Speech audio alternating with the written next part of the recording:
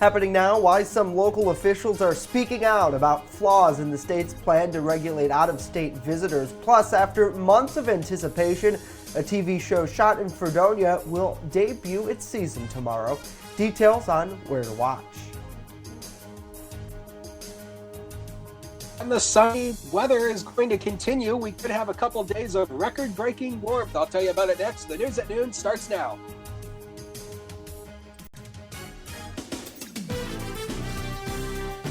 Live and on demand, this is WNY News Now. And thanks for joining us for WNY News Now on this Monday. I'm Justin Gould. In what seems to be an ongoing trend, local officials received no advance notice of Governor Andrew Cuomo's testing mandate for visitors to New York, despite him making operations and enforcement of that responsibility the county health department's job. Leaders say the state did not give the county any advanced warning and or on what they could expect to be done. Cuomo's newest mandate will require every visitor to New York State, with the exception to daily commuters, to show proof of a negative coronavirus test and then be tested again following a 3-day quarantine. This replaces a 14-day quarantine that was in place for travelers from current states. State Representative Andy Goodell believes the latest plan is unenforceable and unworkable. Is this an honor system? Call up the county health department. Hey, I just came back. I want to let you know I was in Georgia. I had this test. Here's the test results. And there's no structure whatsoever to monitor the data coming in or the follow-up test. None. Well, you're going to set up a health check at the Thruway in Ripley? And so there's absolutely no way to enforce. I understand the theory. Now, Cuomo says enforcement of that restriction will be solely done by the local health departments. Well, more than 24 cases of COVID-19 were reported between Chautauqua and Cattaraugus counties over the weekend. This as the virus's infection rate continues to rise here in the region. New York State health leaders on Sunday announced that the region's COVID-19 positivity rate reached 4.8%, the highest rate of all the 10 regions in the state. Now, this as Chautauqua County announced 18 new cases of the virus, 10 on Saturday and 8 on Sunday. Local health leaders are expected to release more details in an update today. Meanwhile, Cattaraugus County reported 11 new cases over the weekend, with 6 on Saturday and 5 on Sunday. Now, Governor Andrew Cuomo, in an announcement right now, is addressing a new strategy to combat microclusters in the region. He says some of Western New York, specifically in Erie County in the Buffalo area, will now be moved to a yellow region under their microcluster strategy. Of course, we'll continue to follow that, and if it affects our local area, bring updates right here on WNY News Now. Well, drug maker Pfizer says early data shows its COVID-19 vaccine has an effective rate of more than 90%. This as President-elect Joe Biden is taking the first steps to transition to the Oval Office, with a big focus on combating COVID-19. Karen Kafa is in Washington with a look at what's next. In a statement this morning, President-elect Biden congratulating the men and women at Pfizer for a promising new development around their COVID-19 vaccine. But he also said the nation has a long way to go with the pandemic. And so the Biden-Harris transition team announcing a coronavirus advisory group this morning, as President Trump still shows no plans to concede. After a weekend of celebrations, President-elect Joe Biden plans to assume a role as healer-in-chief of a nation struggling with the coronavirus pandemic and its economic consequences. He's done it in his personal life through unimaginable tragedy, and now he's going to do it for the American people. With many of President Trump's supporters unwilling to accept last week's results, Biden, in his victory speech Saturday night, extended a hand to those 71 million Americans who did not vote for him. I've lost a couple times myself, but now let's give each other a chance. Some members of the Biden-Harris team approaching the challenges of this transition like those during the one between George W. Bush and Barack Obama in 2008, when the nation was mired in the Great Recession. This morning, the Biden team announced a 12-person coronavirus task force. What I can tell you right now today is that Joe Biden is going to make good on his promises on the campaign trail. Meanwhile, as President Trump shows no signs of conceding and continues to make baseless accusations of electoral fraud, the Biden-Harris team and even a few Republicans are ready to move on. I don't think we're going to see anything that's going to overturn this election, and I haven't seen any evidence of widespread. This is the way our system works. Whether you like it or not, it's time to get behind the winner of the race. And some in the president's circle are urging him to take his arguments against the election results out on the road with a series of rallies in which he would encourage his supporters to question the election results and push for recounts. In Washington, I'm Karen Kafa. Karen, thank you. Now, as the vaccine, the volunteers in that trial got either 2 doses of it or a placebo. The data found that fewer than 10% of infections were in participants who were given the vaccine. The company says it expects to have more than 1 billion doses manufactured next year, and it would be free to Americans. Well, a streaming series filmed in the village of Fredonia that features local businesses will debut tomorrow on Hulu and Amazon Prime. Amanda Brinkman, she's the founder of Small Business Revolution, will speak virtually at an outdoor event that will kick off the show's 5th season, which was filmed in Chautauqua County. Now, the Fredonia Communities Chamber of Commerce and Festivals Fredonia are hosting a socially distant reveal party starting at 5 o'clock at Vineyards Golf Course on Berry Road in Fredonia tomorrow. Anyone in the community is welcome to that as long as they wear a mask and social distance themselves. Several local businesses have been featured in that show. Certainly exciting to get a look at Hollywood's take on our little piece of Western New York. We thank you so much for joining us here for WNY News Now as Dakota and I continue to report remotely as Dakota awaits a COVID-19 test after I tested positive for COVID-19. And to address everyone this morning, I'm feeling pretty good. A little tired from over the weekend. I haven't done much because I haven't been able to leave my house, but certainly the biggest note is that I'm tired. But symptoms are starting to wane, so that's a great thing, and I appreciate all the support and prayers from everyone out there in the community. Good to see John, Nancy, Greg, Victoria, Tiffany. Happy Monday to you. Thanks so much for tuning in. Great to see Elizabeth. Good to see Christine, Lori, Joseph, Amber, and Wendy as well. Happy Monday to all of you. Well, let's bring up Chief Forecaster Dakota Hunter now, who reports from the Hunter Palatial Estate in Jamestown. Happy Monday to you, Mr. Hunter. Happy Monday, Justin. And I'm kind of feeling a little wonky today, so let's just get right into it here. This is a live look coming from Salamanca. Well, are you feeling okay? Hang on. But man, I know we have a delay, but I want to ask you. I know you're still waiting on your results, but are you have you shown any symptoms of COVID yet, or are you doing pretty good? Well, I mean, I don't have a cough. I feel a little congested, but I don't know if it's just allergies or what. I don't know with me. That's the thing. I don't know if I'm ever getting sick or if it's just allergies. I don't know. And but that's the thing that a lot of people, slept all day yesterday, and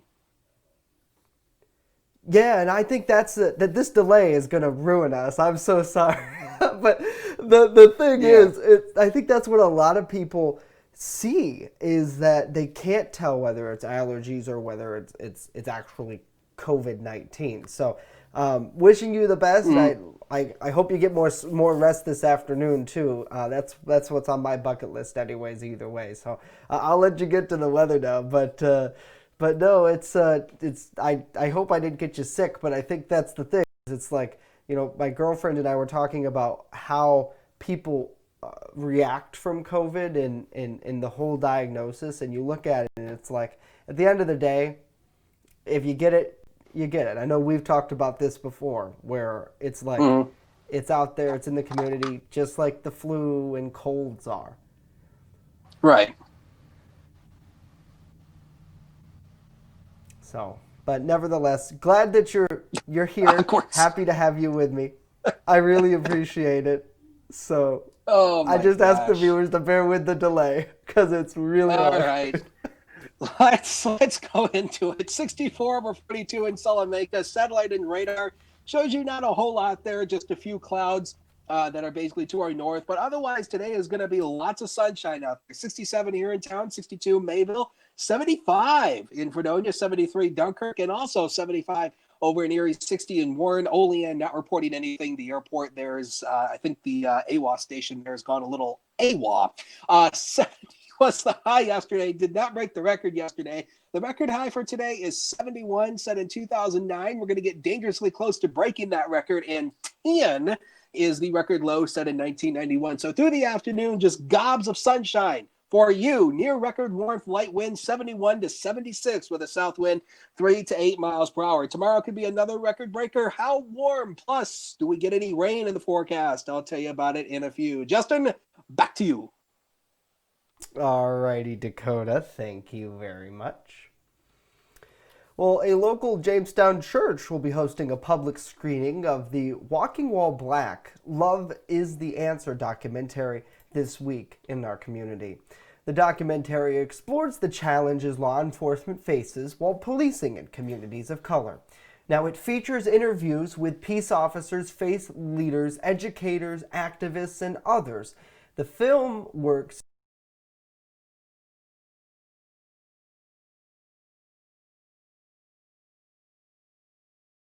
and injustice in the community. Now, in order to watch, the screening will take place this Friday at 6:30 at the Zion Covenant Church on Fairmount Avenue. The on-site viewing will accommodate around 100 people who are all available to view either in person or via a Zoom.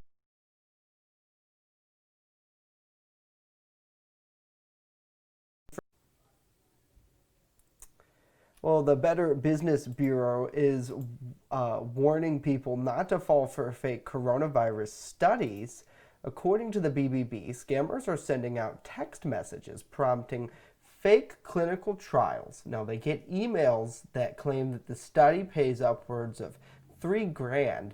All you have to do is click on the link and take part, but once you click on the link, the BB says that malware downloads onto your computer or mobile device. Scammers use the malware to access your usernames, passwords, and other personal information.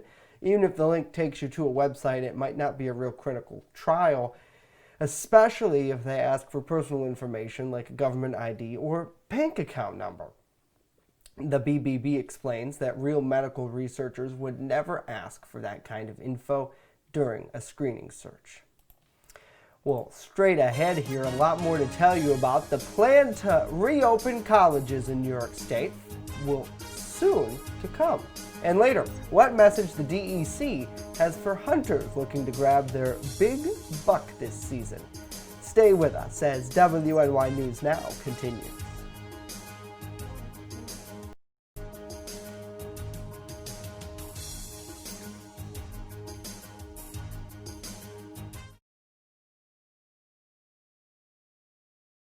You're watching WNY News Now, where coverage comes first. EagleZip.com is your local one-stop shop for all of your home and business computer needs. Located on Fluvanna Avenue Extension, just outside of Jamestown, EagleZip.com sells and services all brands of desktops and laptops, as well as servers and network equipment for your business. All new computer sales include transferring your data from your old computer, plus a 2-year warranty. Call EagleZip.com today. Stop by EagleZip.com today and let us make computers easy for you. I'm a survivor. I'm a survivor. I'm a survivor. Testicular cancer is the leading form of cancer in men aged 15 to 35. 1 in 250 men will be diagnosed with testicular cancer. But 98% will survive if detected early. As a survivor, I believe early detection is the key.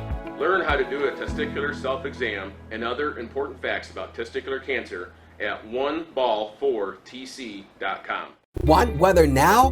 Download the WNY News Now mobile app and stay up to date on severe weather alerts. Plus, anytime hazardous next weather strikes. Stick with the Southern Tier's only 24/7 streaming network that keeps you safe. You're all in a tornado warning, so now is the time to go to a safe place, small room, lowest floor, near the center, away from windows. What are you waiting for? Download the WNY News Now mobile app today. It's free in the Apple App Store and Google Play Store. With coverage that matters, this is WNY News Now.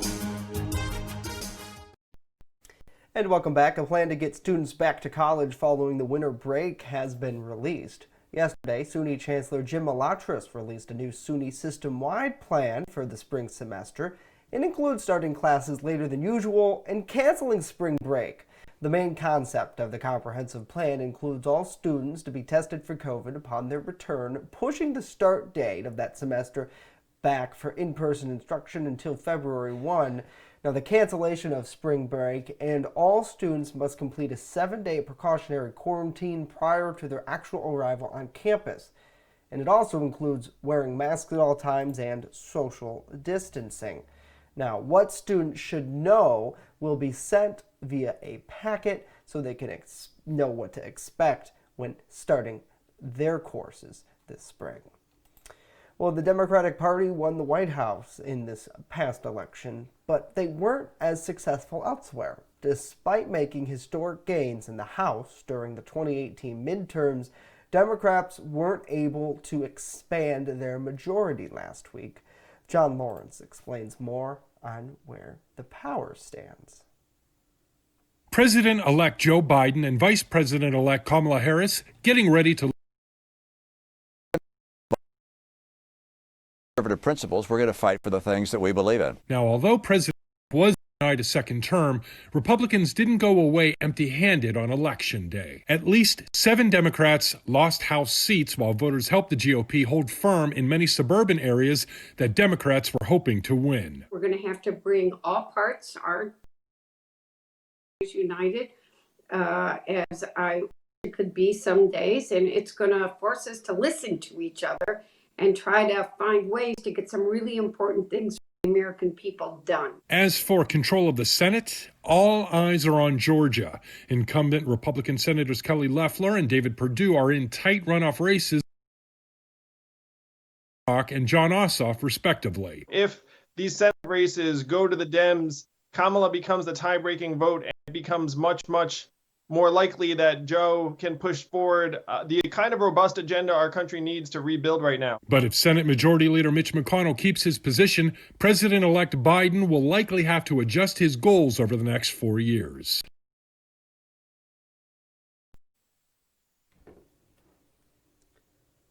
John Lawrence reporting there. John, thank you. The Peach State hasn't had a Democratic senator in 20 years. Despite that, Democrats are optimistic, especially after Biden did well in Georgia and 800,000 new voters were registered in just the last 2 years there.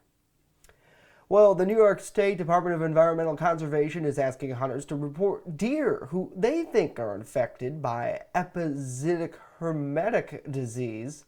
According to the DEC, the disease is a viral infection of white-tailed deer.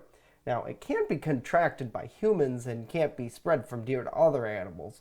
The disease has been contained in portions of the state, with so far around 750 reports of dead deer due to the disease.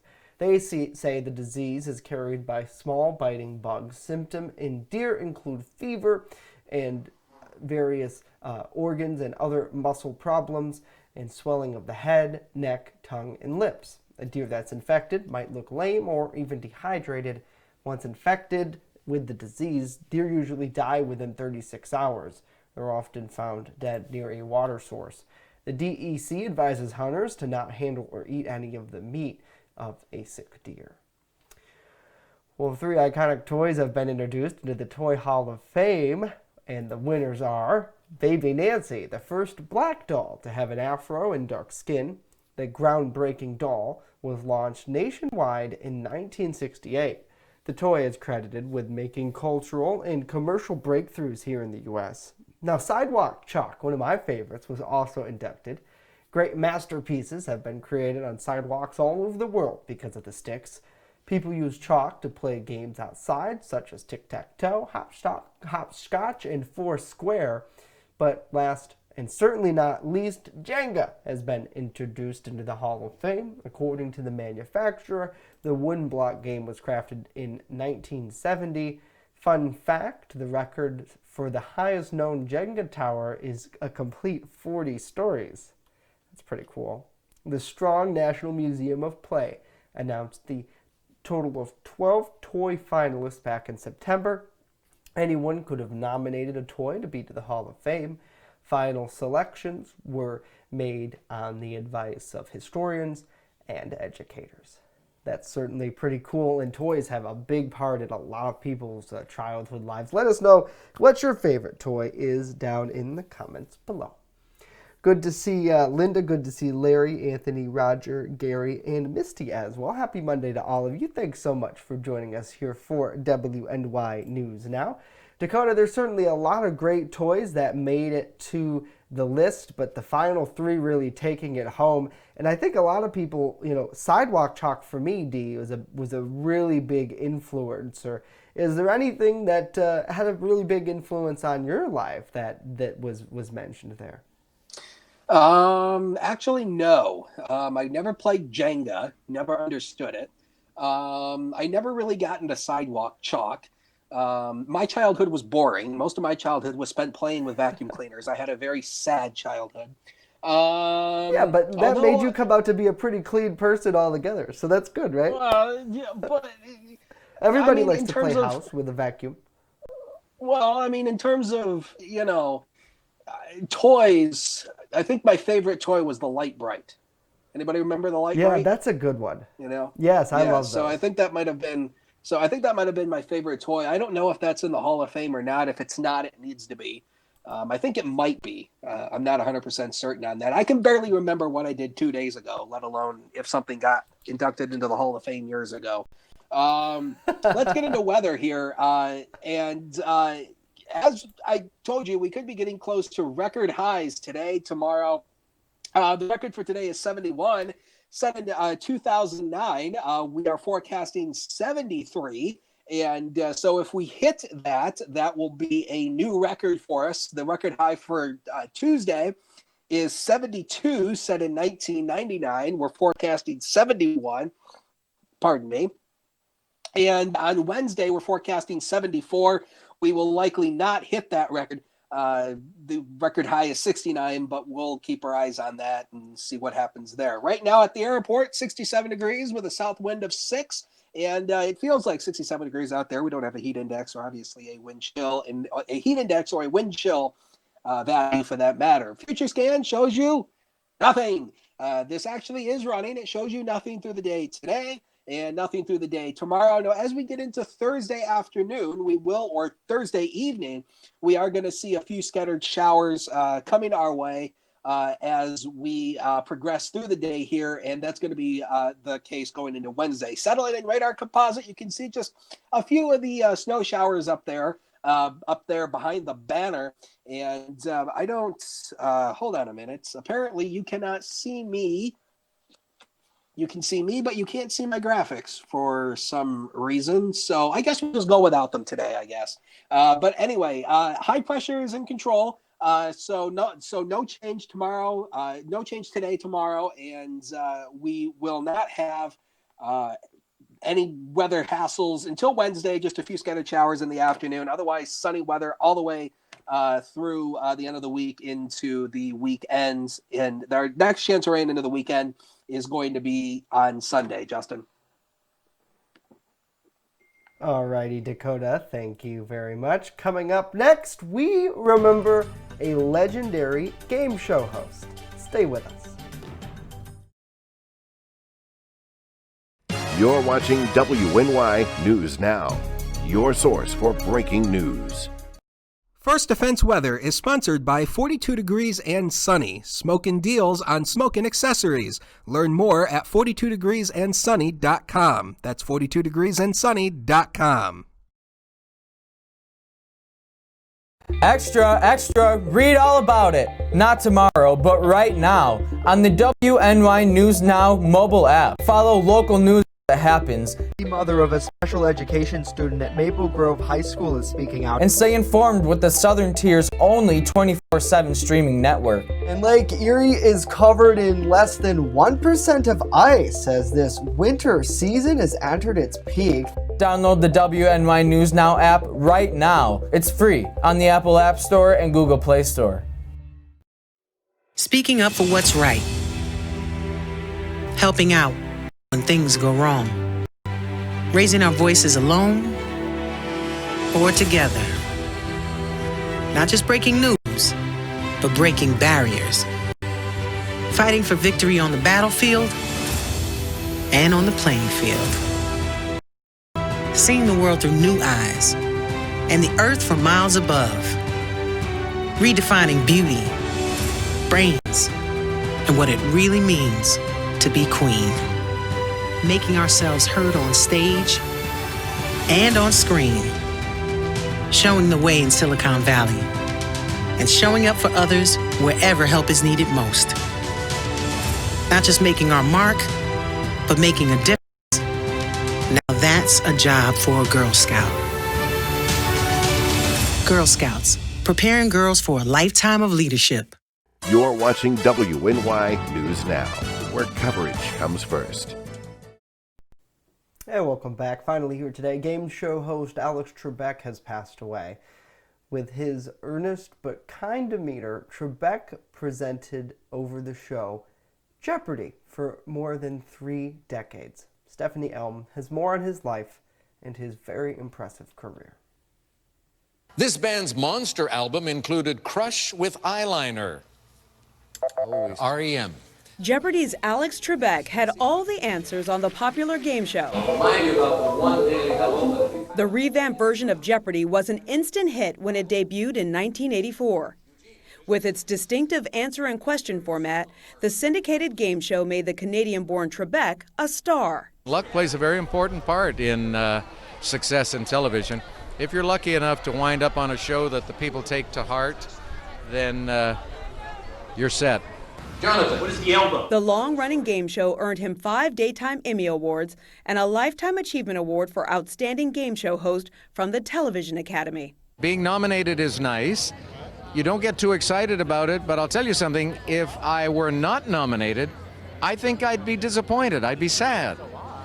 Because you work hard, you do your best, you think you're doing quality work, and you want to know that people recognize you for that. Jeopardy wasn't his only gig. The husband and father of 3 also hosted the National Geography Bee for 25 years. A city that is divided by a river of the same name. The talented host became a U.S. citizen in 1998 and was honored with a star on the Hollywood Walk of Fame the following year. I'm truly honored. I don't feel I deserve it, but there are a lot of other things in life that I've had that I didn't deserve and I've enjoyed and suffered with. In the middle of Jeopardy's 18th season, Trebek made headlines when he shaved his signature mustache. He told Larry King it was all on a whim. I just walked into the makeup room and I said, give me the hair clippers. And I just went zip, took it right off, just to see what it would look like on camera. The audience reacted pretty favorably. When I went home, however, my wife and my 2 kids did not even notice. Family and fans both took notice when Trebek suffered through some health scares. There were 2 mild heart attacks, one in 2007 and another 5 years later. In 2017, surgeons removed blood clots from his brain. And then in 2019, this announcement to fans. This week, I was diagnosed with stage 4 pancreatic cancer. Now, normally, the prognosis for this is not very encouraging, but I'm going to fight this. Trebek often gave back to his community and was a strong supporter for charities such as World Vision, the USO, and the National Geographic Education Foundation. The affable host was grateful for his rich television career and kept it all in perspective. When I leave, somebody younger will be doing the show, and it'll carry on. Shows have a life that is independent of their hosts. That doesn't mean that they won't miss the host, but they'll develop an allegiance to the new guy. And that's the way it should be, because it's a quality program. And even though the show must go on, Alex Trebek will be forever remembered as the irreplaceable host of Jeopardy. Stephanie, thank you for your reporting. Trebek's Jeopardy episodes will air through Christmas. He was 80 years old. Certainly will be missed. And quality television every night. And as he mentioned, that's one of the traits of the business, is that it will carry on. So, Alec, thank you so much for your service, and we appreciate it. Amazing. Well, that's going to do it for us here today. Of course, we're back here tomorrow live at noon. Hope to see you then. In the meantime, news continues 24/7 at WNYNewsNow.com and on our mobile app. See you then.